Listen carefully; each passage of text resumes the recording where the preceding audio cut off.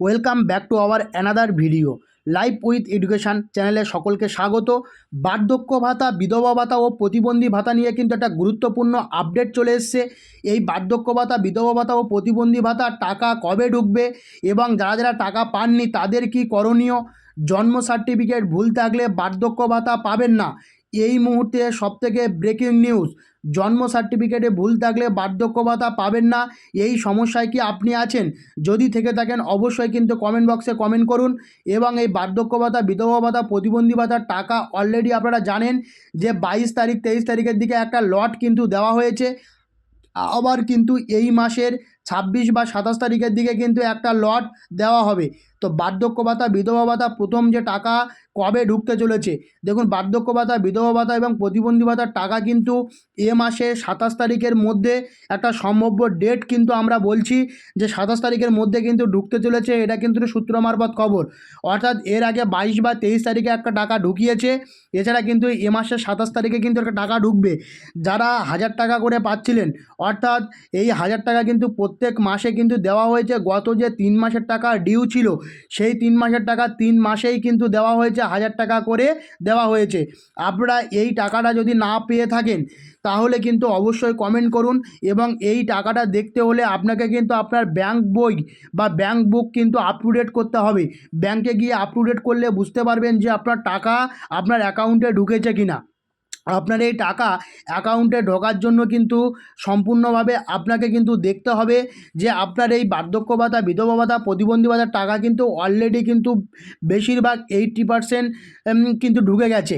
বাকি 20% তাদের এখনও ঢোকেনি। তাদের হয়তো কোনোভাবে ভেরিফিকেশান হচ্ছে বা কোনো প্রবলেমেটিক বিষয় দেখা দিয়েছে, সেই জন্য কিন্তু তাদের কিন্তু টাকা এখনও পর্যন্ত ঢোকেনি। তো এই বার্ধক্য ভাতা, বিধবা ভাতা, প্রতিবন্ধী ভাতার টাকা কিন্তু এ মাসেই 27 তারিখের মধ্যে ঢুকতে চলেছে বলে একটা সম্ভাবনা পাওয়া যাচ্ছে। এর পরবর্তীতে আমরা 2 নম্বর পয়েন্টটা আলোচনা করব। তো 2 নম্বর পয়েন্টে দেখতে পাচ্ছেন বার্ধক্য ভাতা কবে ঢুকবে। ওই যে বললাম বার্ধক্য ভাতা কিন্তু এ মাসেই 27 তারিখের মধ্যে কিন্তু ঢুকতে চলেছে।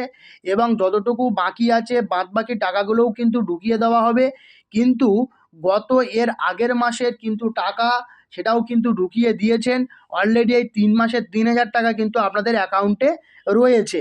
তো বার্ধক্য ভাতা, বিধবা ভাতা, প্রতিবন্ধী ভাতার টাকা যদি কেউ না পেয়ে থাকেন অবশ্যই কিন্তু কমেন্ট করুন। এবং আরেকটা সবথেকে বড় খবর, যারা 2-3 বছর ধরে পেন্ডিং আছে তাদের কিন্তু অ্যাপ্রুভ হওয়া শুরু হয়েছে। সেটা কিন্তু গত ভিডিওতে আমি বলেছি আপনাদেরকে। আপনারা কিন্তু আরেকবার চেক করে নিন। যদি আপনাদের টাকা না ঢোকে তাহলে অবশ্যই কিন্তু আপনারা একবার বিডিও অফিসে আপনাদের ডকুমেন্টসগুলো নিয়ে কিন্তু একবার জমা করুন। এবং বিডিও অফিসের সাথে কথা বলুন যে আমার 2-3 বছর ধরে কিন্তু পেন্ডিং অবস্থায় পড়ে আছে, আমি কোনোভাবেই টাকা পাচ্ছি না, আমার কি করণীয়। তো আপনি কিন্তু আপনার প্রপার ডকুমেন্টস নিয়ে বিডিও অফিসে গিয়ে সেখানে গিয়ে কিন্তু তাদের সঙ্গে কথা বলে আপনি সর্ট আউট করে নিন। এরপরে আমরা যে বার্ধক্য ভাতা বা বিধবা ভাতার টাকা, এটা কারা কারা পেন্ডিং আছেন, দেখুন এই যে 3 নম্বরে কারা কারা পেন্ডিং আছেন, পেন্ডিং কিন্তু আছেন অনেক প্রার্থীরাই।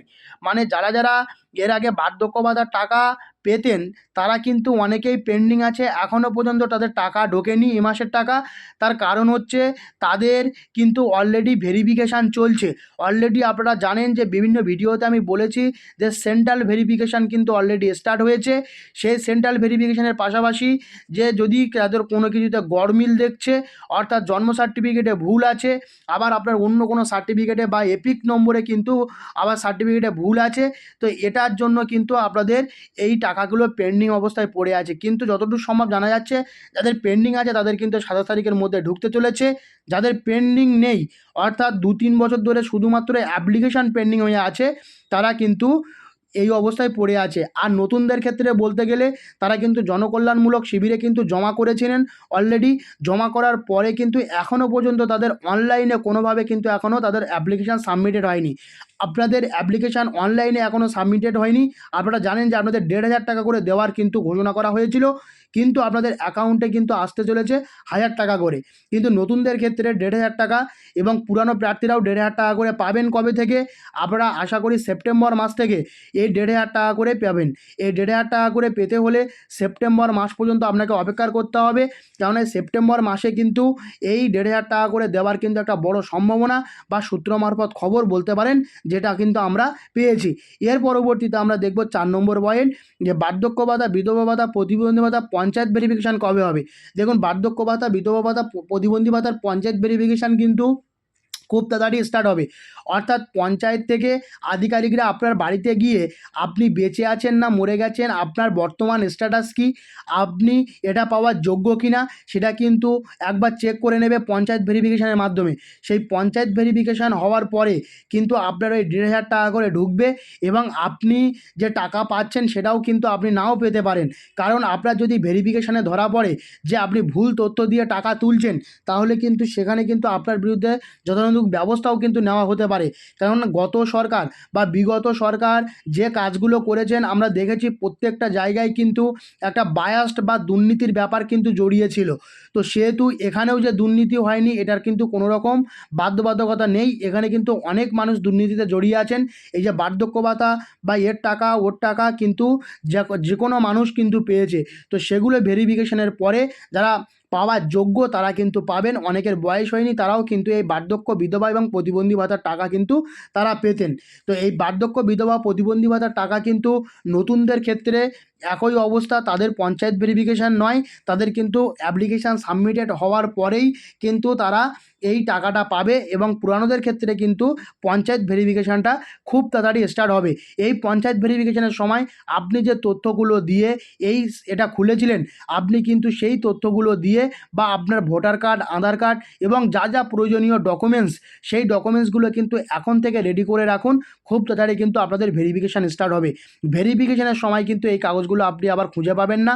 তো এখন থেকে রেডি করে রাখুন যে আপনার এই বার্ধক্য, বিধবা এবং প্রতিবন্ধী ভাতার যে সার্টিফিকেটগুলো, সেই সার্টিফিকেটগুলোও কিন্তু আপনার কাজে লাগবে। তো সেই সার্টিফিকেটগুলো আপনারা কিন্তু প্রত্যেকে রেডি করুন। আর একটা জিনিস, 5 নম্বর যে পয়েন্টটা আমরা দেখতে পাচ্ছি, যে জনকল্যাণমূলক শিবির কি এ মাসেই হবে।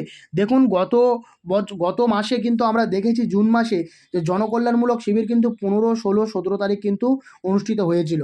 তো তার পরবর্তীতে এই জনকল্যাণমূলক শিবিরে কিন্তু অনেক প্রার্থীরাই আছেন যারা কিন্তু নিজস্ব ফর্মগুলো জমা করতে পারেননি, এবং অনেকেই কিন্তু এই দূর হওয়া সত্ত্বেও তারা আসতে পারেননি।